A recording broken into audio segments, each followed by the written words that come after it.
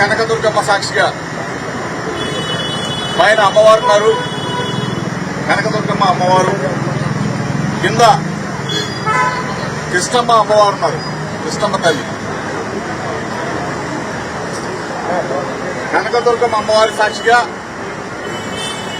కృష్ణమ్మ తల్లి సాక్షిగా నిబద్ధతతో, నిజాయితీతో, నిండు మనసుతో అమ్మవారిని వేడుకున్నాను.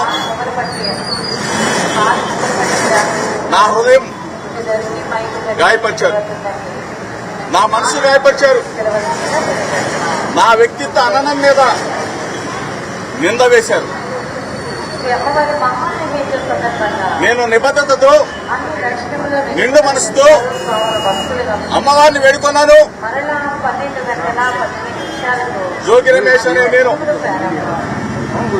ఏ తప్పు చేయలేదని చెప్పేసి అమ్మవారిని,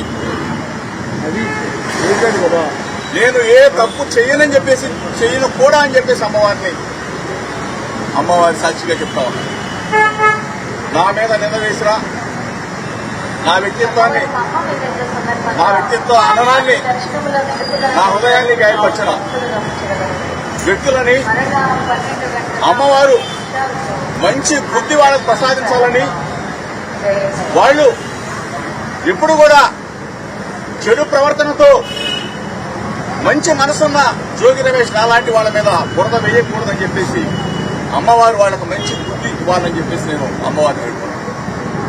గత 10 రోజులుగా చెప్తా ఉన్నా, మీడియా మిత్రుల సాక్షిగా చెప్తా ఉన్నా, రాష్ట్ర ప్రజలందరికీ చెప్తా ఉన్నా, జోగి రమేష్ అనేది నేను ఎప్పుడు ఏ తప్పు చేయలేదు, చేయనని చెప్పేసి నేను గౌరవ ముఖ్యమంత్రి చంద్రబాబు నాయుడు అడిగా, గౌరవ ముఖ్యమంత్రి కొడుకు నారా లోకేష్ అడిగా, వేడుకొండల సాక్షిగా తిరుమల రమ్మని అడిగా, అమ్మ కనకదుర్గమ్మని అడిగా.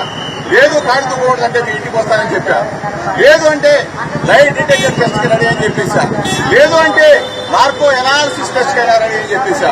ఈరోజు దేనికి కూడా స్పందన లేని ఈ ముఖ్యమంత్రి కొడుకు మీరు చూశారు.